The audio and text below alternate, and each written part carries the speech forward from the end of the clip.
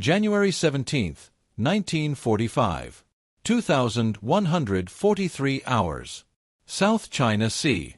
The sky above Task Force 38 was ink black, punctured only by the cold brilliance of stars that had witnessed naval warfare since men first put to sea. Commander William Henry shifted in the cramped cockpit of his F6F Hellcat, the specially modified night fighter that hummed beneath him like a living thing. Below, invisible in the darkness, the waves rolled in endless procession. Above, somewhere in that void, Japanese aircraft sought to replicate the devastation they had once wrought at Pearl Harbor, except now, they hunted in darkness, believing night was their ally, their sanctuary from American air power. The radar scope mounted in Henry's cockpit, a greenish eye glowing in the darkness, suddenly bloomed with contact. Range: 12 miles. Altitude: 8,000 feet. The enemy! He toggled his radio transmitter, voice calm despite the adrenaline coursing through his veins. Tomcat leader to Blackjack. Contact bearing 270. Moving to intercept. The response crackled back immediately. Roger, Tomcat. You are cleared to engage. The fleet is counting on you. In the blackness that enveloped them both, hunter and hunted, a technological revolution was about to demonstrate its terrible power. For the first time in naval history, the night itself would become a hunting ground where American innovation transformed darkness from shield into trap. What the Japanese pilot in that distant bomber could not know, could not even imagine, was that he was not invisible. The age of the night fighter had arrived, and with it, the final collapse of Japan's carrier-based naval aviation would accelerate into an irreversible spiral toward oblivion. This was not merely a tactical innovation. This was the moment when American industrial might, technological superiority, and operational doctrine converged to strip away the last advantage the Imperial Japanese Navy believed it possessed: the cover of darkness. The genesis of darkness. To understand the profound significance of that January night, one must journey backward through the currents of war to comprehend what the Japanese Navy had become by 1945, and what it had once been. In December 1941, the Kido Butai, the first air fleet of the Imperial Japanese Navy, had been the most formidable carrier strike force the world had ever witnessed. 6 fleet carriers had launched 353 aircraft against Pearl Harbor in a single coordinated strike that announced Japan's entry into the Pacific War with thunder and fire. The pilots who flew that mission were the elite of the elite, many with hundreds of combat hours over China, trained in tactics that had been refined through years of actual warfare. But war is a crucible that consumes the unprepared and the unlucky with equal hunger. By mid-1942, at the Battle of Midway, 4 of those 6 carriers lay shattered at the bottom of the Pacific, their aircraft and irreplaceable veteran pilots gone forever. The mathematics of attrition had begun its inexorable work. Japan, a nation of limited industrial capacity, was locked in combat with an enemy whose productive power dwarfed its own by factors that seemed almost fictional. In 1943, American shipyards launched more tonnage in 12 months than Japan had built in the previous decade. Aircraft rolled from American factories at rates of thousands per month, while Japanese production stuttered and strained to reach hundreds. Yet the Japanese Naval General Staff, shaped by Bushido philosophy and a strategic doctrine that prized decisive battle and offensive spirit above all else, refused to accept the implications of these numbers. If they could not match America in quantity, they would seek advantage in surprise, in audacity, in striking where the enemy was weak. And increasingly, as 1944 bled into 1945, that meant striking at night. Darkness had always been warfare's great equalizer. Throughout history, night attacks had allowed smaller forces to negate enemy advantages in firepower and numbers. The Japanese Navy had cultivated night fighting techniques since the 1930s, training their crews in visual recognition, their pilots in instrument flying under conditions of minimal visibility. Their doctrine assumed that American forces, accustomed to overwhelming strength and technological superiority in daylight, would be vulnerable when the sun set and visual contact became difficult. This assumption was not entirely unfounded. In 1943 and early 1944, Japanese night raids against American fleet anchorages had achieved some success, particularly when American night fighter defenses were still in their infancy. But the Japanese strategic calculation contained a fatal flaw. It assumed American capability was static, that technological innovation would not close the gap that darkness provided. This was the same intellectual error that had characterized Japanese strategic thinking since the beginning of the war, the failure to comprehend the pace and scale of American adaptation. The American response: Eyes in the darkness. In the summer of 1943, as Japanese night attacks became more frequent and more costly, the United States Navy initiated a crash program to develop effective carrier-based night fighters. The challenge was immense. Night fighting required more than simply flying in darkness. It demanded the ability to locate, track, and intercept enemy aircraft when visual identification was impossible until the final seconds before combat.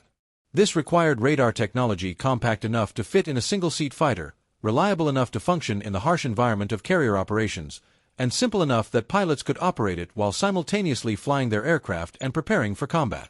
The solution that emerged was the F6F Hellcat, a night fighter variant of the already formidable F6F Hellcat that had become the backbone of American carrier aviation. Into the standard Hellcat airframe, engineers integrated the APS-6 radar system, a remarkable piece of technology that could detect aircraft at ranges up to 15 miles and provide bearing and altitude information to the pilot. The radar scope was mounted on the left side of the cockpit, glowing green in the darkness, transforming the pilot into both hunter and sensor operator. Technology alone was insufficient. The Navy established intensive training programs at Naval Air Station Quonset Point in Rhode Island and NAS Kahului in Hawaii, where pilots learned the complex skill of radar interception. They practiced in conditions that simulated the disorientation of night flight, learned to interpret the fuzzy green blips on their radar scopes, mastered the delicate art of closing on a target they could not see until the final moments. The training was dangerous. Several pilots died in training accidents, but necessary. By late 1944, the first fully qualified night fighter squadrons were deploying to the Pacific Fleet. The organizational structure evolved as well. Each Essex-class carrier now included a dedicated night fighter detachment, typically 4 to 6 F6F Hellcats and their specially trained pilots. Men formed an elite within an elite, volunteers who accepted the additional risks of night operations for the opportunity to master this new form of aerial combat. They gave themselves names that reflected their mission: Blackjacks, Night Reapers. Their aircraft were painted matte black to reduce visibility, with radar-absorbent paint applied to leading edges. Even the exhaust flames from their engines were shielded to minimize the visual signature that might give away their position. The American response: eyes in the darkness. In the summer of 1943, as Japanese night attacks became more frequent and more costly, the United States Navy initiated a crash program to develop effective carrier-based night fighters. The challenge was immense. Night fighting required more than simply flying in darkness. It demanded the ability to locate, track, and intercept enemy aircraft when visual identification was impossible until the final seconds before combat. This required radar technology compact enough to fit in a single-seat fighter, reliable enough to function in the harsh environment of carrier operations, and simple enough that pilots could operate it while simultaneously flying their aircraft and preparing for combat. The solution that emerged was the F6F Hellcat, a night fighter variant of the already formidable F6F Hellcat that had become the backbone of American carrier aviation. Into the standard Hellcat airframe, engineers integrated the APS-6 radar system, a remarkable piece of technology that could detect aircraft at ranges up to 15 miles and provide bearing and altitude information to the pilot. The radar scope was mounted on the left side of the cockpit, glowing green in the darkness, transforming the pilot into both hunter and sensor operator. But technology alone was insufficient. The Navy established intensive training programs at Naval Air Station Quonset Point in Rhode Island and NAS Kahului in Hawaii, where pilots learned the complex skill of radar interception. They practiced in conditions that simulated the disorientation of night flight, learned to interpret the fuzzy green blips on their radar scopes, mastered the delicate art of closing on a target they could not see until the final moments. The training was dangerous. Several pilots died in training accidents, but necessary. By late 1944, the first fully qualified night fighter squadrons were deploying to the Pacific Fleet. The organizational structure evolved as well. Each Essex-class carrier now included a dedicated night fighter detachment, typically 4 to 6 F6F Hellcats and their specially trained pilots. These men formed an elite within an elite, volunteers who accepted the additional risks of night operations for the opportunity to master this new form of aerial combat. They gave themselves names that reflected their mission: Blackjacks, Night Reapers, Tomcats. Their aircraft were painted matte black to reduce visibility, with radar-absorbent paint applied to leading edges. Even the exhaust flames from their engines were shielded to minimize the visual signature that might give away their position. The Japanese Navy's response to this catastrophic kill ratio revealed the depth of their technological and tactical deficit. They had no radar-equipped fighters of their own. Attempts to copy German radar technology had largely failed due to Japan's less advanced electronics industry. They experimented with tactical changes, flying at extremely low altitude to avoid radar detection, approaching in larger groups to overwhelm defenses, targeting areas with less concentrated American presence. None of these adaptations proved effective. American radar could detect aircraft at wave-top height. Larger groups simply provided more targets for the growing number of night fighters. And there was nowhere in the Pacific with American naval presence that lacked adequate night fighter coverage by mid-1945. Captain Nakajima Tadashi, a staff officer in the Naval General Staff, wrote in his diary in March 1945, "Our night operations are becoming suicide missions. The Americans have eyes in the darkness that we cannot blind. Our pilots fly out and do not return.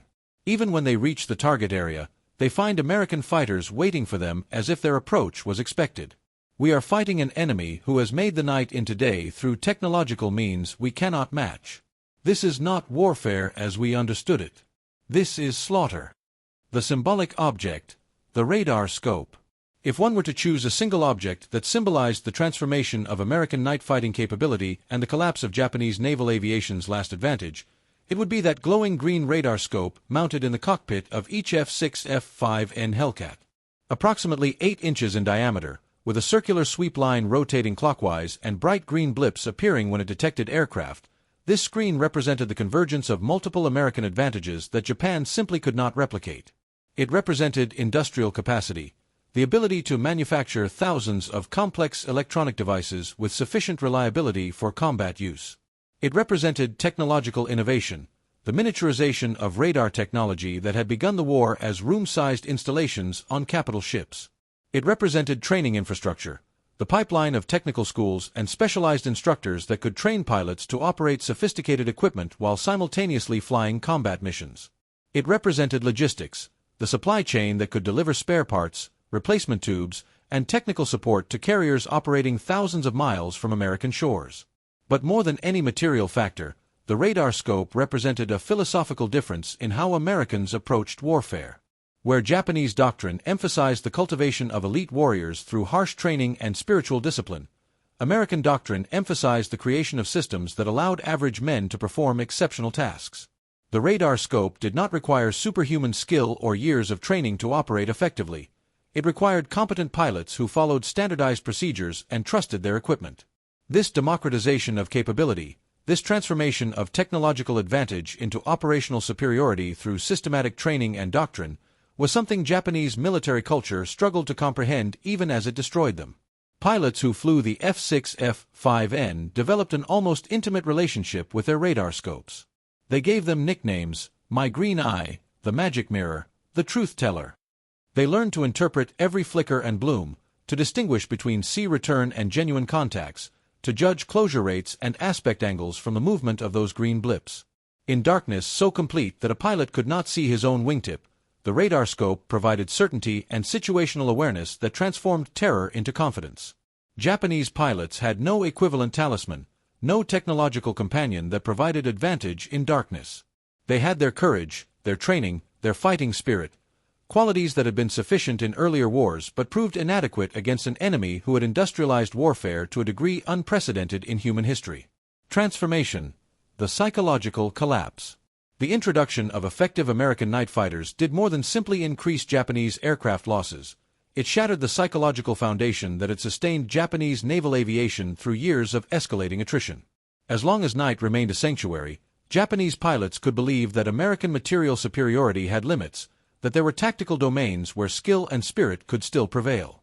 When that sanctuary was stripped away, when darkness itself became a hunting ground where American technological superiority was even more pronounced than in daylight, the psychological impact was devastating. Post-war interviews with surviving Japanese naval aviators reveal a consistent theme. The introduction of American radar-equipped night fighters marked the moment when many pilots lost faith that the war could be won or even sustained.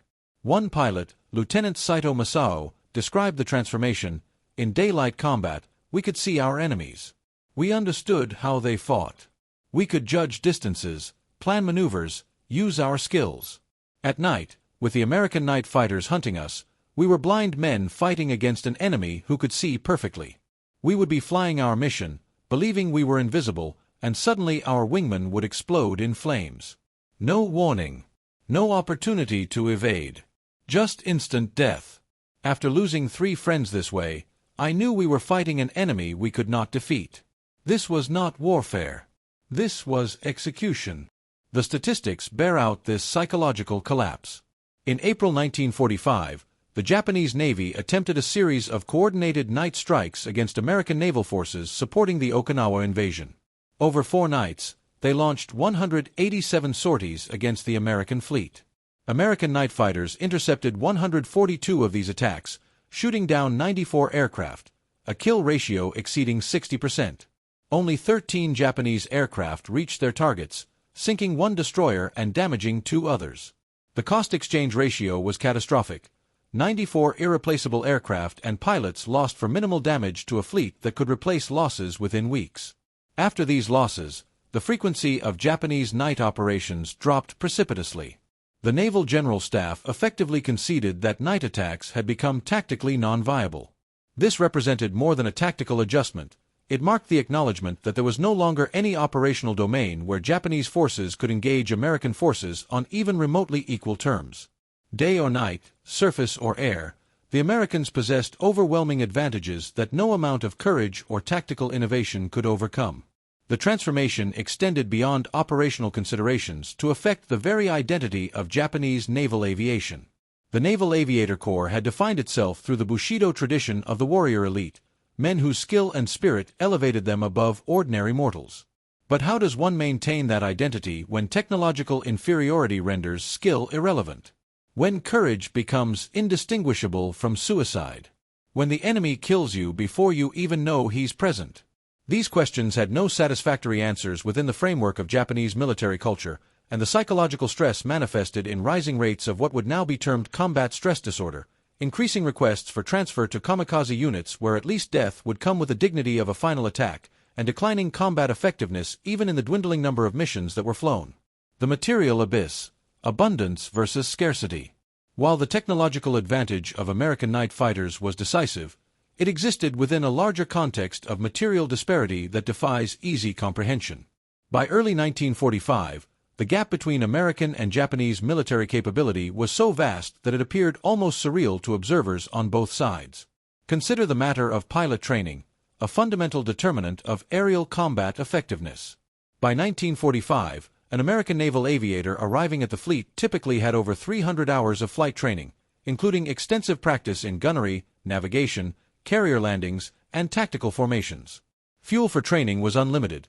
American petroleum production in 1945 exceeded 5.5 million barrels per day, while Japanese production had fallen to barely 100,000 barrels per day due to submarine interdiction of oil shipments from the Dutch East Indies. This 17-fold disparity in fuel availability translated directly into pilot quality. Japanese pilots in 1945 often arrived at operational units with as little as 50 hours of flight time, had never practiced carrier landings on actual carriers due to fuel constraints, and had minimal gunnery training because ammunition was too precious to expend on practice. The disparity extended to every aspect of naval aviation. American carriers had radar-equipped combat information centers that could vector night fighters to intercepts with precision that made each pilot effectively superhuman in capability. Japanese carriers, the few that remained operational, had primitive radar systems that could barely detect surface ships, much less provide intercept guidance. American carriers had dedicated maintenance crews with unlimited spare parts. Japanese carriers cannibalized damaged aircraft to keep others flying. American pilots ate meat daily, sometimes twice daily, maintaining physical conditioning optimal for the stress of combat flying. Japanese pilots subsisted on rice and vegetables, their rations declining month by month as the submarine blockade tightened. This material abyss manifested in ways both large and small. American night fighter pilots carried personal radar detectors that warned them if they were being tracked by enemy radar, an almost comical precaution since Japanese aircraft had no operational airborne radar to track them with. American carriers had redundant radio frequencies and sophisticated communication equipment, allowing coordination of night operations across dozens of aircraft simultaneously. Japanese pilots often flew with simple voice radio, sometimes with no radio at all due to equipment failures and lack of replacement parts.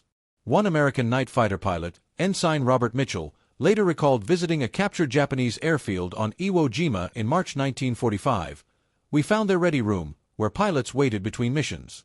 There was nothing there, no comfortable chairs, no coffee maker, no bulletin boards with mission updates. Just wooden benches and a small shrine. Their food storage had rice and some canned fish, nothing else. Their operations office had one typewriter and paper so thin you could see through it. By contrast, our ready room on the carrier had upholstered chairs, hot coffee and food available 24 hours, multiple radios, a phonograph for music. The physical difference in how we lived and operated was shocking. These men were fighting a modern war with third world resources, and somehow they convinced themselves that spirit would overcome this material gap. It was tragic. Doctrine and adaptation, the American way of war. What made the American night fighter capability so devastating was not merely technological superiority, but the speed with which that technology was integrated into operational doctrine and deployed at scale. The F6F Hellcat entered combat service in late 1944, barely 18 months after the night fighter program had been initiated. By early 1945, every Essex-class carrier had a dedicated night fighter detachment. By war's end, over 1,400 F6F aircraft had been produced and deployed. This rapidity of development, production, and deployment reflected an American military-industrial system operating at a level of effectiveness unprecedented in military history. Compare this to Japanese attempts to develop equivalent capability. Japanese engineers had begun studying captured American radar equipment as early as 1943 and had attempted to reverse-engineer night fighter radar systems. By 1945, they had produced prototype systems, but these were bulky, unreliable, and produced in such small numbers, fewer than 50 units, that they had no operational impact. The Japanese system could not manufacture the miniaturized vacuum tubes necessary for compact radar, could not produce radar displays with sufficient clarity for combat use, and lacked the industrial capacity to move from prototype to mass production. Even had they solved these technical problems, the fuel shortage meant there was insufficient gasoline to train pilots in radar operation while simultaneously maintaining basic flight proficiency. The American approach to night fighting also demonstrated a systematic adaptability that Japanese doctrine struggled to match. When initial night fighter operations revealed that single-plane patrols had difficulty covering adequate area, the doctrine evolved to include coordinated two-plane teams, with one fighter slightly higher and offset, providing mutual support and broader radar coverage. When Japanese pilots began attempting to hide in clouds or fly at extremely low altitude, American controllers developed tactics for quartering search patterns and altitude stacking that maximized detection probability. When the need arose for night fighter escorts for night bombing missions, the training pipeline expanded to produce pilots qualified for both intercept and escort missions. This adaptability was enabled by an organizational culture that encouraged initiative and innovation rather than rigid adherence to established doctrine. American after-action reports from night fighter missions routinely included suggestions for tactical improvements, equipment modifications, and training enhancements. Many of these suggestions were implemented within weeks, tested, and either adopted fleet-wide or rejected based on results. This cycle of innovation, testing, and implementation operated at a tempo that Japanese military bureaucracy, with its emphasis on consensus and respect for hierarchy, simply could not match. The final months. Operational irrelevance. By April 1945, Japanese carrier-based aviation had effectively ceased to exist as an operational force. The few carriers that remained afloat were relegated to transport duties or served as floating anti-aircraft batteries, their aircraft removed or grounded due to lack of fuel. The vaunted WWII, which had struck Pearl Harbor with 6 carriers and hundreds of elite pilots, had been reduced to a historical memory. The night fighter capability that had promised to provide tactical advantage in darkness had instead accelerated the final collapse by eliminating the last domain where Japanese forces believed they retained some competitive advantage. The statistical record of Japanese naval aviation in the final months of the war is a chronicle of decline into irrelevance. In January 1945, the Japanese Navy flew approximately 2,000 combat sorties. In April, this had declined to 800. In July, fewer than 200. American night fighters shot down more Japanese aircraft in the first quarter of 1945 than Japanese pilots shot down American aircraft of all types in the entire year. The kill-loss ratio, which had favored the Americans since mid-1942, reached levels by 1945 that almost defied belief, in some months exceeding 30-1 in favor of American forces. The remaining Japanese naval aviators faced a choice between death in futile conventional missions or volunteering for the Kamikaze Corps, where at least their deaths might achieve tactical results even if strategic victory was impossible. Many chose kamikaze service, not because they were fanatics immune to reason, but because within the logic of their situation, trading one's life for an enemy ship represented better mathematics than being shot down by an invisible night fighter before reaching the target area.